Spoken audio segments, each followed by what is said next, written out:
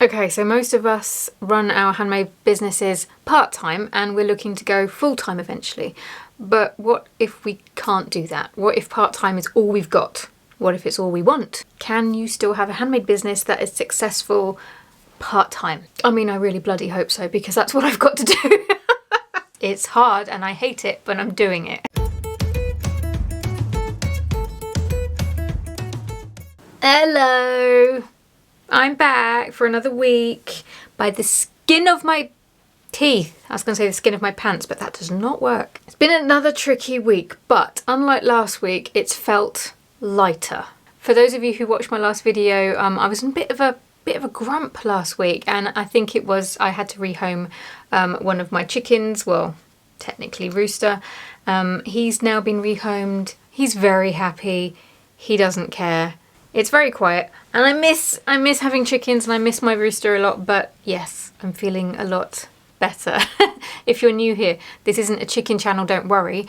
My name's Kim. This is the Coffee and Craft chat where I drink coffee. I'm not crafting today because the jumpers that I was working on, the refashioned / restyled jumpers, they've been launched. Thank you to Olivia and Vanessa for your orders. They made me smile. They actually made me do a full-on dance in the middle of the kitchen with my kid. But anyway, yes, today we are going to be talking about running a handmade business part-time, because I think, getting a little bit honest and realistic with it, most of us will be running our handmade businesses on the side, especially now amongst all of this. And if my mic is picking up the rain against the window, I'm really sorry.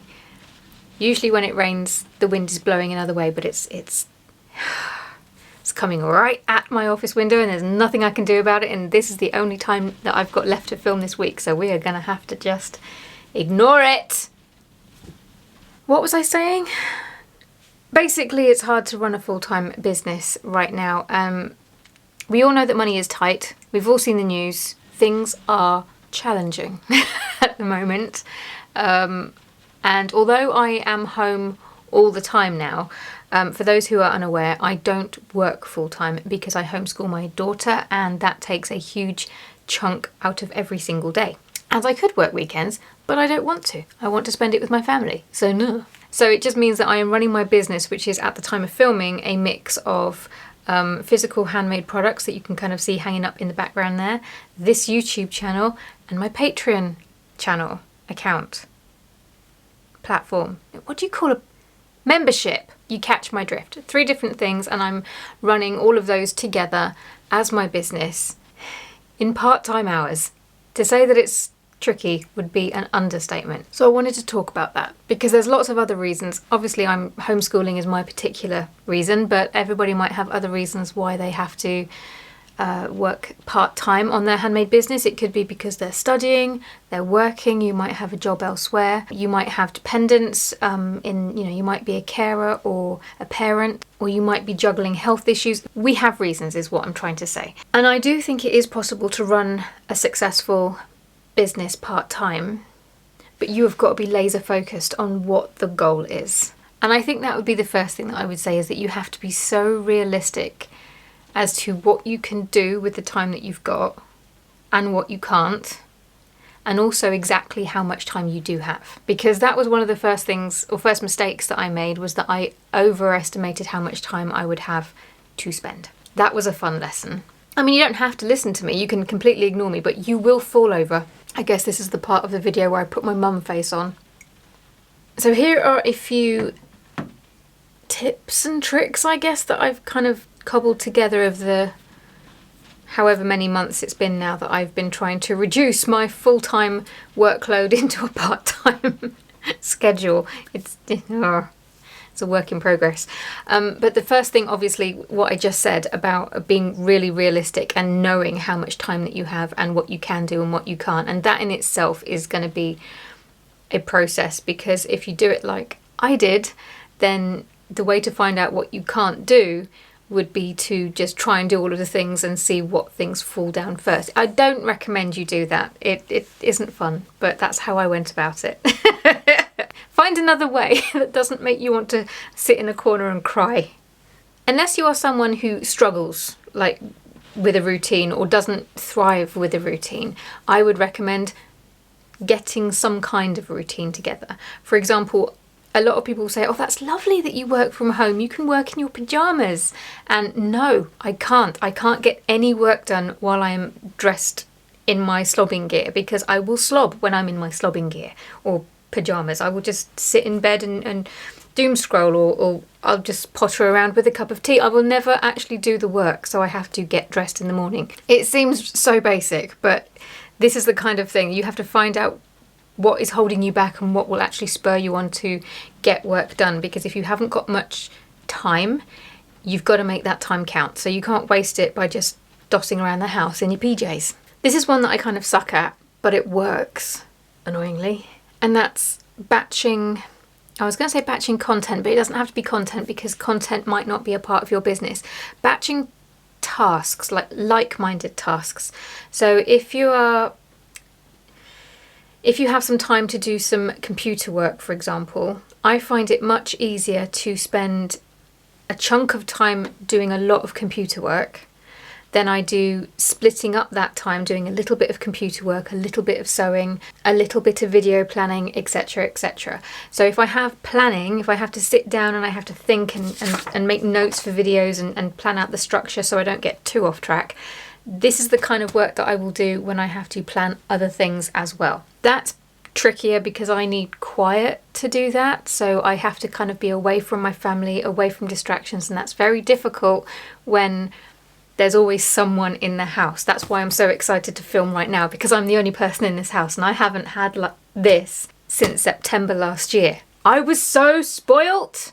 Honestly, to the parents who have kids and at school and you know how it feels trying to get your work done and trying to run your business when your kids are at home, that's my life now.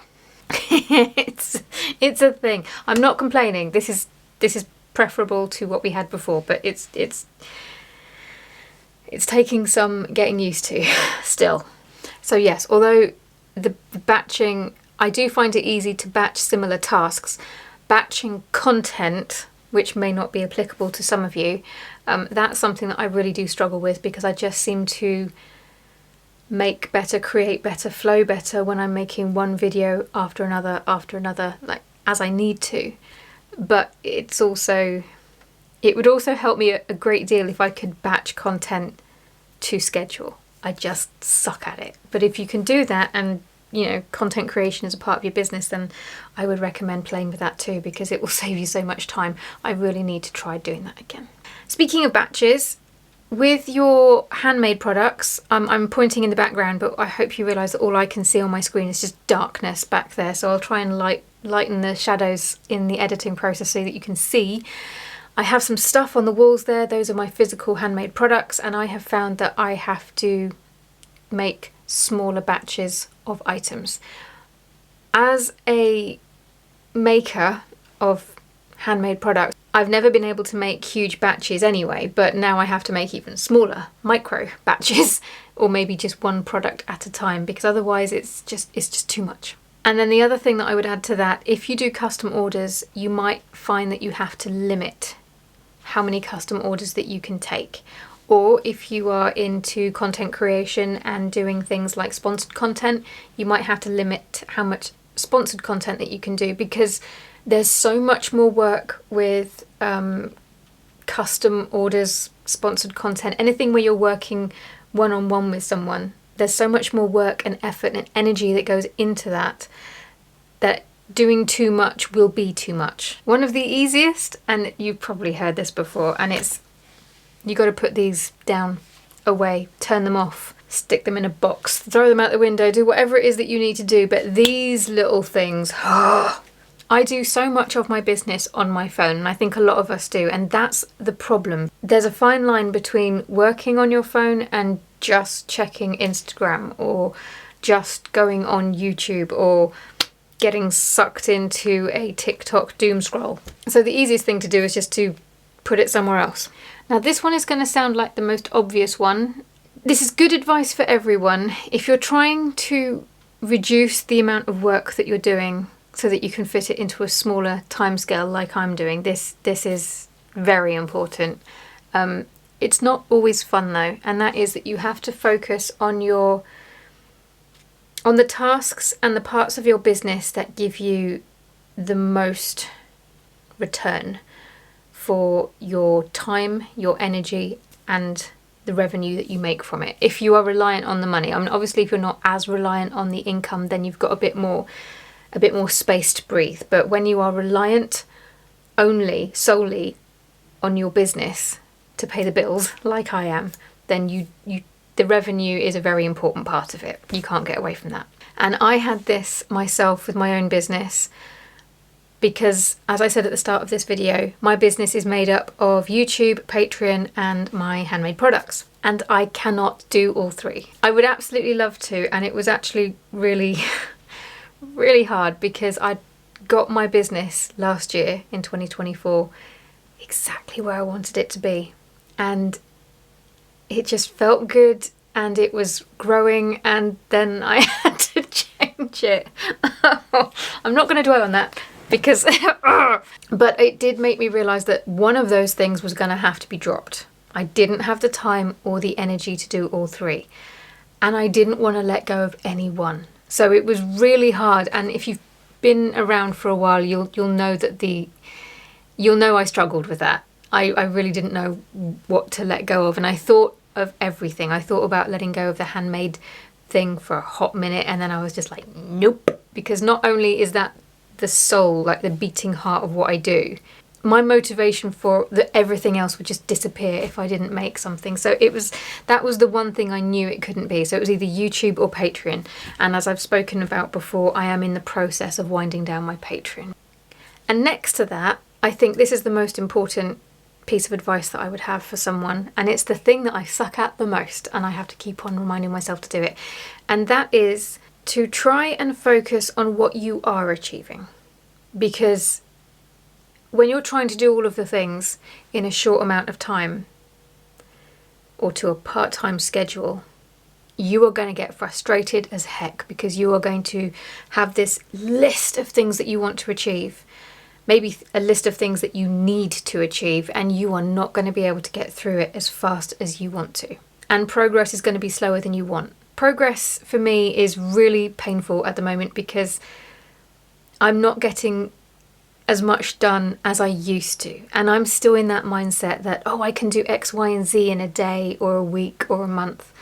And I'm having to try and adjust my expectations of what I can do because it's not the same as what it was a year ago. And it's so... I get so angry with myself sometimes, to the point that I have now made a space in my journal planner, my planner. I have a work planner. I did a video about that as a part of Vlogmas. And on my weekly layout, I now have a place where I write down the things that I have achieved during the week, because I need that visual. I need to see my progress, because otherwise I'll just focus on what I'm not doing. And there's so much that I'm not doing, so I need to be able to focus on what I am doing and remind myself that I am taking steps forward, even though it feels like I'm stuck in quicksand. So that would be my tip to you too. If you are struggling to grow your business, or you are frustrated because you want to do more and you are in this like, I only have a certain amount of time to spend on this, make a list of what you are achieving every day, every week, every month, whatever. And focus on that. Write it down, put it somewhere where you see it. I know that sounds trite as heck, but it works. And then slowly but surely your brain will catch up and you'll think, no, I am doing well. I am doing well. All right, guys, I know that this video was a bit scrappier than usual, but I hope you can appreciate why. Things have been all over the place the past couple of weeks. Nothing dramatic, nothing really interesting. It's just been a lot of mundane life admin stuff, and I am hoping for a bit of a break next week. But I did want to talk about this, and I've been meaning to make a video on it because I know that I'm not the only person who's trying to not just run their business on a part-time schedule, but grow it as well and make it a successful one. And I truly believe that it can be done. I actually think it's easier to start a business part-time and grow it part-time than it is to go full-time and go backwards and then have to sort of condense everything into part-time time. Although that being said, I am doing it. It's hard and I hate it, but I'm doing it. But regardless of whether or not you found this useful or not, I hope I have at least been able to keep you company for however long this turns out to be. It's 26 minutes at the time of filming. It will probably end up being about 15 or so after I've edited it. That's usually how it goes. And I've let my coffee go cold, so I'm going to go make myself a fresh one. I'm going to edit this before my family comes home. If you've enjoyed this video, I would really appreciate a thumbs up. I know it's so annoying when a YouTuber goes, give it a thumbs up and subscribe if you like it here and whatever it is that YouTubers say. I'm not a very good YouTuber, but it really does help. I probably should have said this sooner in the video, but yeah, we're here now. And for those of you that are sticking around and are gonna tune in next week, I'll see you. I don't know what that was. I'll see you then. Ta-ra.